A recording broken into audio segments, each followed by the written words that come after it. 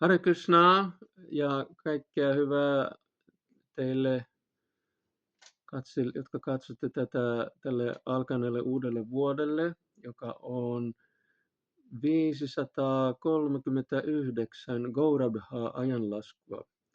Ja se lähtee siitä, kun Shri Krishna Chaitanya Mahaprabhu, jonka ilmestyspäivä on tänään, hän ilmestyi 1486 Bengalissa, kaupungissa, joka on Navadvip, tarkemmin Mayapur siellä.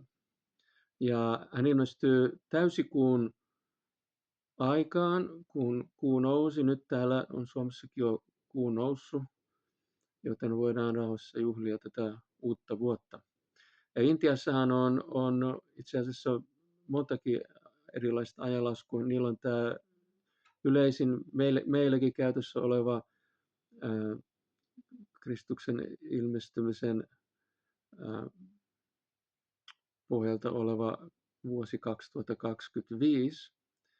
Mutta sitten kuitenkin niin esimerkiksi Intian hallituksen pöytäkirjoissa käytetään Sakabdha-eeraa, ajanlaskua, joka alkoi vuonna 1978 ja sen mukaan nyt olisi vuosi 1947. Tämä Sakha-eera, se tulee semmoisesta historiallisesta tapahtumasta, jossa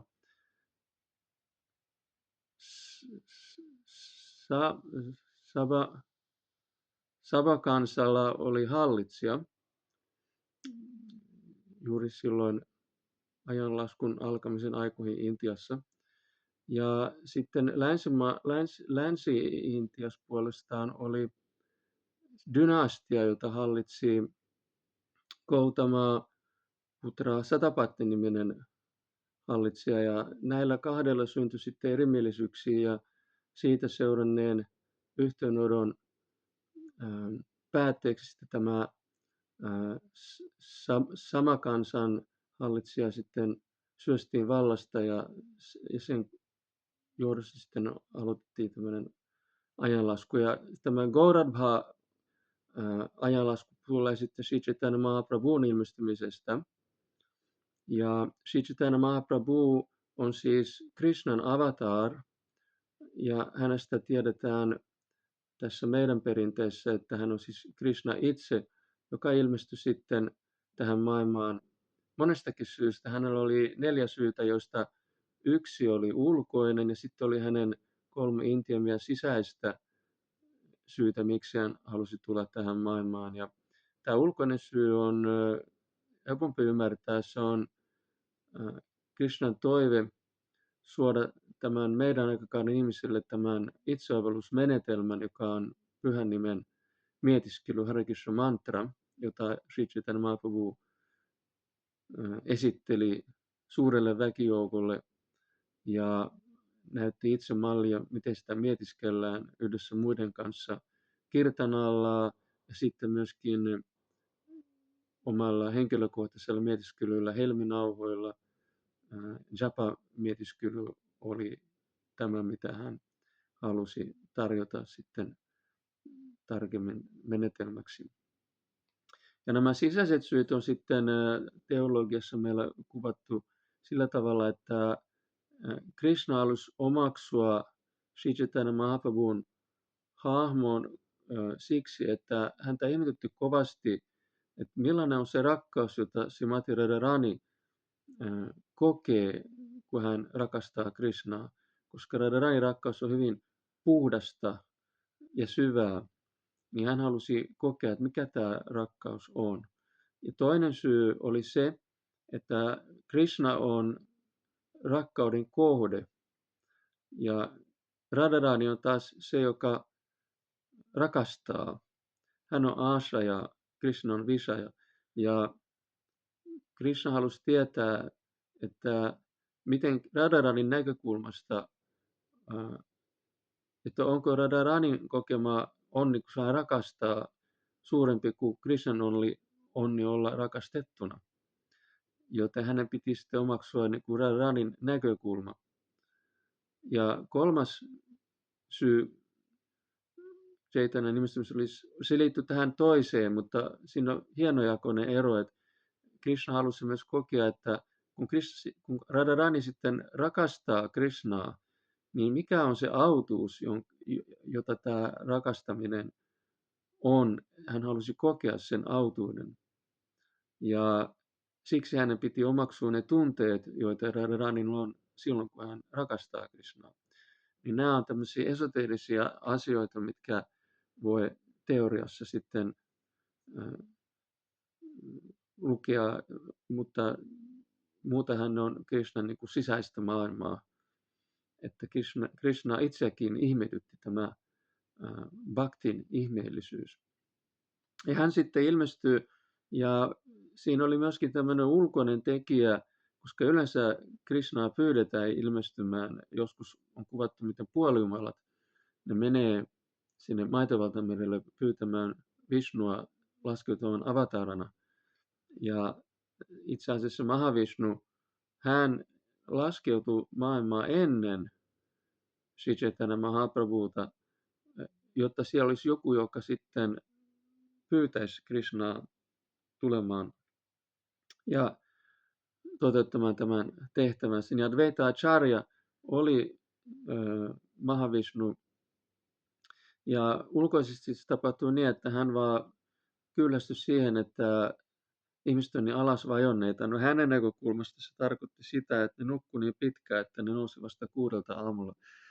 Se oli niin kuin se, mikä häntä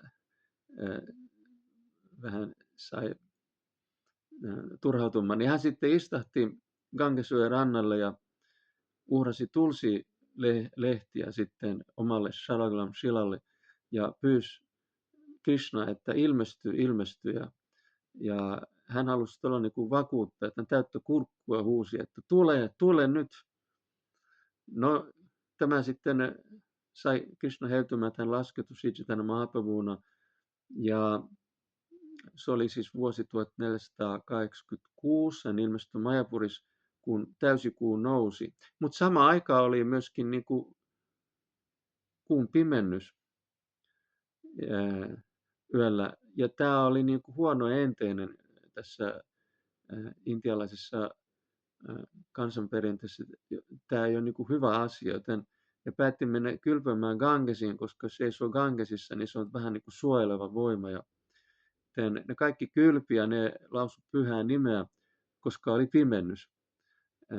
Hari, se oli kaikkien huulilla, kun hindut kylpi siellä. Ja se oli tietysti, koska Krishna ilmestyi julistamaan omaa pyhää nimeään, niin se sopii, että hän ilmestyi just kun kaikki ylisti pyhää nimeä Hari. Ja jopa muslimit ylisti, koska heidän kielellä tämä Hari tarkoittaa niin kuin varastaa.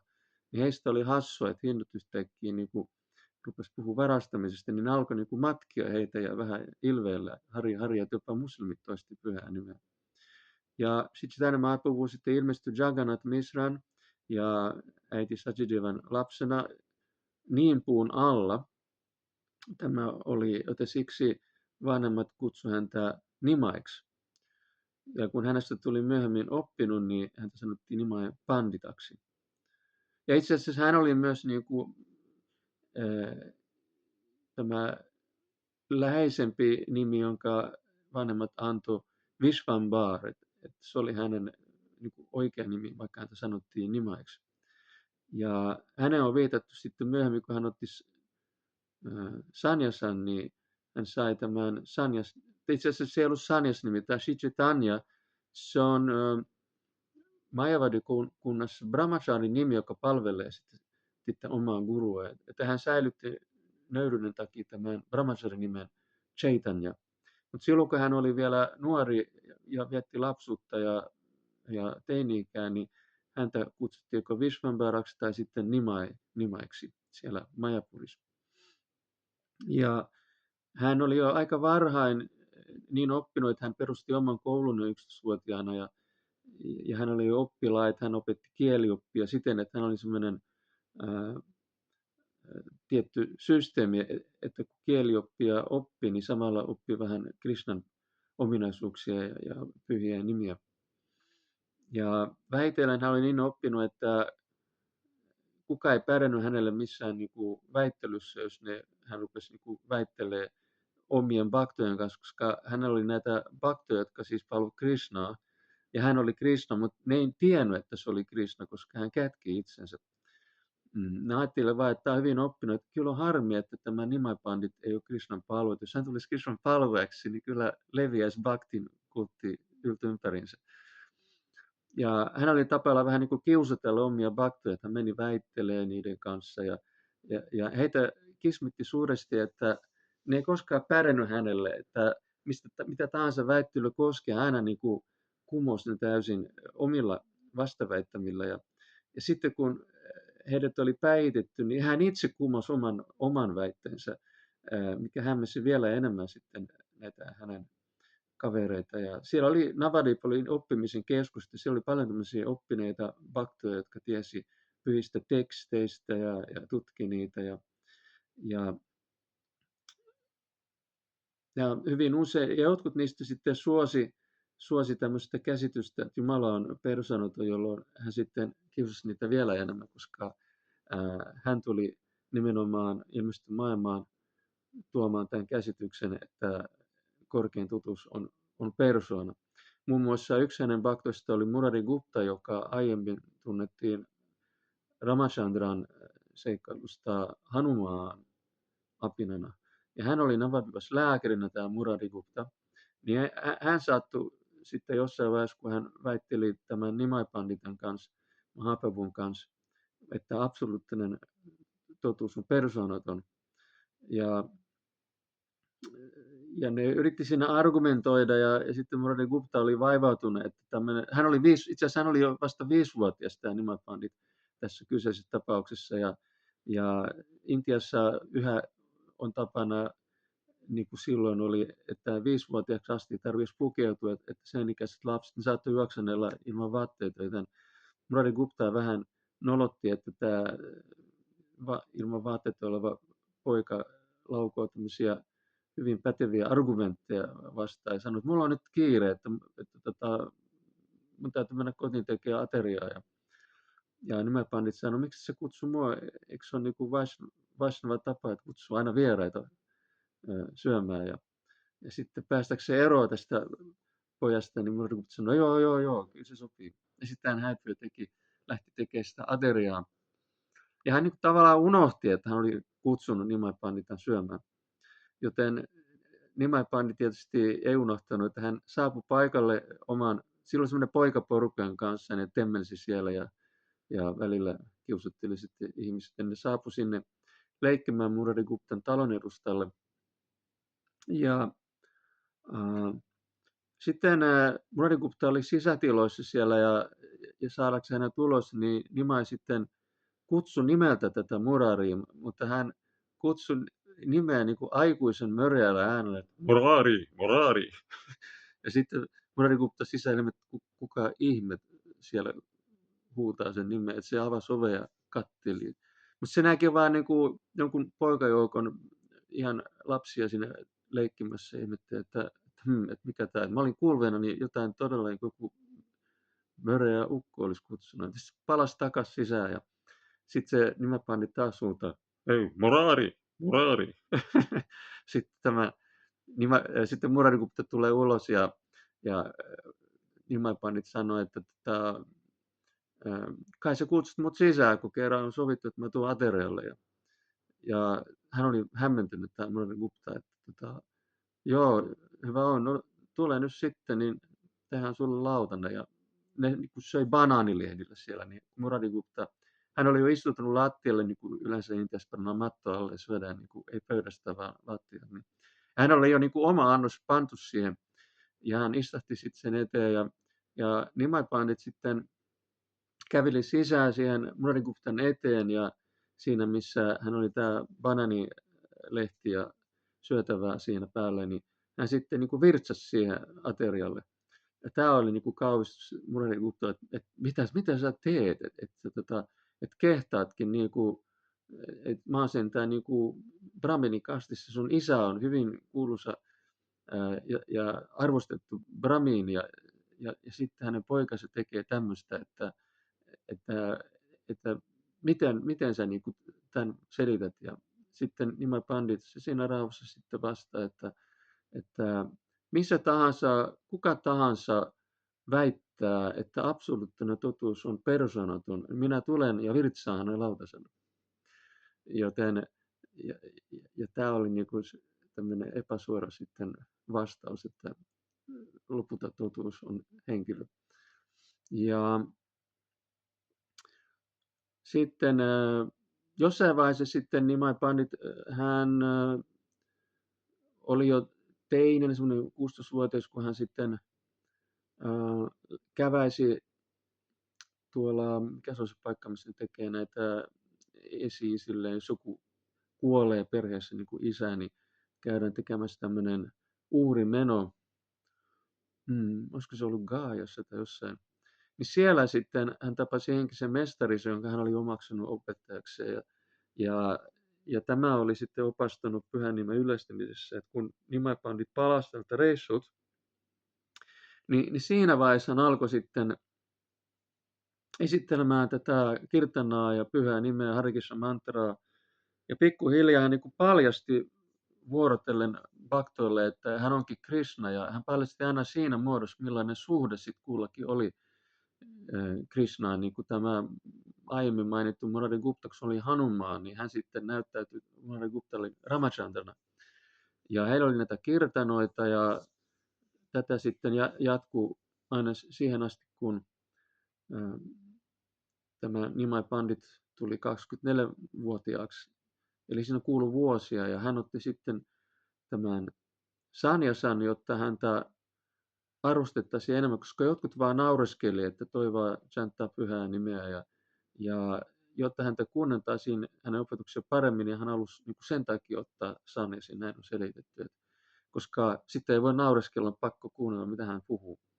Ja hän meni sitten Jagannath-puriin, ja siellä hän ei voinut jäädä Navadvipaan, koska kun ottaa sanjasan, niin ei saa jäädä kotiseudulle perheensä pariin tai vastaavaa, niin hän lähti sen takia Puriin, koska sieltä hän saisi sitten uutisia silti omasta äidistä, ja äiti saisi uutisia hänestä. Heillä oli hyvin läheinen suhde. Ja Jagannath Purissa hän omistautui sitten tälle bhaktin harjoittamiselle, koska hän niin kuin näytti sitten ihmiset, millaista se on sitten palvella Krishnaa ja olla bhaktana. Ja hän teki sen omalla esimerkillä, että hän ei ollut mikään semmoinen niin kuin kukkulan huipulla istuskeleva guru, jota vaan palvotaan, vaan hän oli muiden joukossa palvomassa omalla esimerkillään. Joillekin opettajilla on se, että ne niin kuin pysyttelee sitten muiden yläpuolella, että ehkä kerran 12 vuodessa ne kävässä jossain kumpamelassa, silloinkin pitää olla kantatuoli alle, vaikka on ihan joku 30 nuori, niin herra Chaitanya, niin hän pysytteli niin kuin maanläheisellä tasolla ja välillä näytti niin kuin omia majesteetillisia mahteja Krishnana. Hän saattoi, jos oli tämä ratajatra kulkua ja ne valtavat vaunut juuttua, ne saattoi tulla niin kuin tuppaamaan niitä omalla päällään puskia. Vaunut lähti yhtäkkiä liikkeelle kaikkien ihmetyksestä. Sitten kun hän omistautui kirtanoille Bhaktoisen kanssa Jagannath Purissa, niin hän saattoi olla, niin kuin, niillä oli aina eri ryhmiä. Kussakin ryhmässä oli niin ja niin monta mridangan soittajaa ja kartesisoittajaa ja yksi tanssija. Ja yhtä aikaa hän ilmensi itse jokaisessa ryhmässä, vaikka niitä oli niin monta. Ja vain jotkut harvat näki, että hän on läsnä monessa paikkaa. Ihan niin kuin gopitanssissa Krishna laajensi itsensä jokaisen gopin viereen. Tämä oli vähän niin kuin sama mystinen temppu. Ja yksi esimerkki, miten hän niin kuin laskeutui antamaan palvelemisen esimerkkiä muille, oli kun Jagannath, tämä alttarihahmo, vietiin joka vuosi sitten pois kansan nähtäviltä kunnostettavaksi, ne kai maalas uudestaan, ja alttari oli kiinni, niin herra Chaitanya sitten, hän lähti sinne lähistölle, en tiedä kuinka kaukana se on Purissa, mutta siellä oli temppeli, johon sitten ratajatran päätteeksi Jagannath jäisi sitten, se on perinne, Jagannath on sitten viikon siellä Gundicha-temppelissä. Ja sitten herra Chaitanya esitteli perinteet, että tätä asiaa valmisteltiin siivoamalla se Gundija-temppeli täysin putipuhtaaksi ja hän sitten kokosi baktansa ja lähti tekemään tätä operaatiota ja ne aloitti niin kuin sillä tavalla, ne kokosi ensin kaiken tämmöisen niin kuin, kaikki nämä risut ja hyvin tämmöiset niin kuin helposti käsin kosketeltavat roskat harjattiin pois ja sen jälkeen ruvettiin niin kuin pesemään oikein kunnolla, pantiin vettä ja vielä sen jälkeen istaudettiin jossain vaiheessa oikein, jokaisella oli oma semmoinen pikku alue, mihin pikkusitkin pölynhiukkaset ja pikkuroskat koottiin vielä ja pantiin yhteen kasaan ja sitten taas oikein pantiin kunnolla vesitulva sinne Gunja-temppeliin, että ne herra Chaitanya otti omasta vaatteistaan niin kuin riekaleita ja sitten hankas sitä lattiaa kiiltäväksi. Ja tätä on verrattu, että tämä on niin kuin, miten omaa sydäntäkin puhdistetaan Krishnan asuinpaikassa, koska siellä on roskaa ja mönnää, kateutta, vihaa, ahneutta, himoa. Ja se kaikki täytyy saada pois, että Krishna on mukava istua meidän sydämessä. Ja se täytyy tehdä yhtä huolella kuin tämä Gunjati-temppeli puhtaus, että pannaan niin kuin viimeisen päälle. Ja se on se standardi, jonka Chaitanya Mahaprabhu näytti omalla esimerkillään. Joten hän otti tämän hienon menetelmän. Se on menetelmä, joka toimii ja ennen kaikkea niin kuin sen tarkoitus on osoittaa Krishnalle, että jos me seurataan, että me ollaan itse asiassa niin kuin vakavia tämän asian suhteen, että ei se ole vain joku hobby tai sitten me asetetaan joku hullu aikataulu, että puolessa vuodessa pitäisi tulla puhtaus valkas, vaan se on niin kuin elämää omistetaan tällä projektilla ja sitä seurataan sitten loppuun asti ja sillä ihan realistisesti, mutta samaan aikaan kuitenkin niin realistisuus tarkoittaa, että se bhakti kehittyy, jos tätä vaan seuraa tätä menetelmää. Joten tämä Gaur Purnima, joka siis tarkoittaa, Gaura se tulee tästä Sri Chaitanya Mahaprabhun nimestä, koska silloin kun hän oli Navavirpas, niin Mahaprabhuta kutsuttiin Gourangaksi. Goura on niin kuin kullan väri, mutta se on Radharanin väri, mutta se ei ole semmoinen kulta, joka on se, mikä kaivetaan esille jostain louhimosta, vaan se on semmoinen kulta, joka sulatetaan, jolloin se tulee semmoiseksi hyvin, niin kuin, se hohkuu ja hehkuu, sitten tulee vaaleampi. Ja tämä oli Radharanin väri, ja sen värin myöskin Mahaprabhu omaksui itselleen, kun hän otti Radharanin olemuksen ja mielentilan. Ja näin, ja tämä Anga, hänen nimessä Gauranga, niin se tarkoittaa just niin kuin raajoa, että ne on niin kuin kullanväriset. Ja mielenkiintoinen, että kun häntä ei niin tunnettu muualla kuin Bengalissa, niin tämä Gaura esiintyy muun muassa ajurvedisessa lääketieteessä, kun siellä monet ajurvedan lääkärit, niin kun ne niitä tekee seoksia yriteistä, että ne saisi lääkkeen, niin ne lausuu mantroja. Ja ne mantrat ne koostuu sitten Krishnan ja Vishnun pyhistä nimistä, joita on, niin kuin on olemassa Vishnun 1000 nimeä, ne lausuu näitä, että ne saa sen voiman siihen lääkkeeseen. Niin yksi Prabhupadan oppilaista, joka oli Etelä-Intiasta, Atma Tattva Das, niin hän välillä käväisi siellä kotiseudun puolella ja hän sattui erässä tilanteessa sitten juttu sille tämmöisen Ayurveda Kavirajan kanssa. Ja tämä jälkimmäinen oli kiinnostunut sitten kuulemaan, että mikä tämä perinne meillä on, mitä me tehdään. Ja hän sai kuulla sitten tästä Gaurangasta, josta hän ei ollut tiennyt mitään, koska Intia on niin iso maa, että jos olet etelässä, niin sieltä ei paljon uutisia kantaudu, mitä muualla Intiassa on, tai ei ole tietoa, mitä Bengalissa on ollut perinteitä niin kuin Krishnan palvelumisessa. Hänellä on niin kuin tämä täysin uusi tämä Gauranga-ilmiö, ja sitten kun hän kuuli selityksen, niin hän yhtäkkiä muisti, että kun hän lausui niitä lääkkeiden voimistuttamiseksi olevia mantreja, niin siinä joukossa on aina ollut tämä Gaura, ja hän sanoi, että hänellä aina, kun hän tulee tämän Gaura-nimen kohdalla, hän on ollut niin kuin vaikea ymmärtää, että mikä tämä Gaura on, koska kun se lausuu, niin ei edes mieli jatkaa niitä muita nimiä lausumisessa, vaan se jotenkin iskostuu tämä Gaura siihen mieleen. Ja nyt kun hän sai niin kuin tietää, että mikä sen tausta on, niin hän tuli hyvin autuaaksi.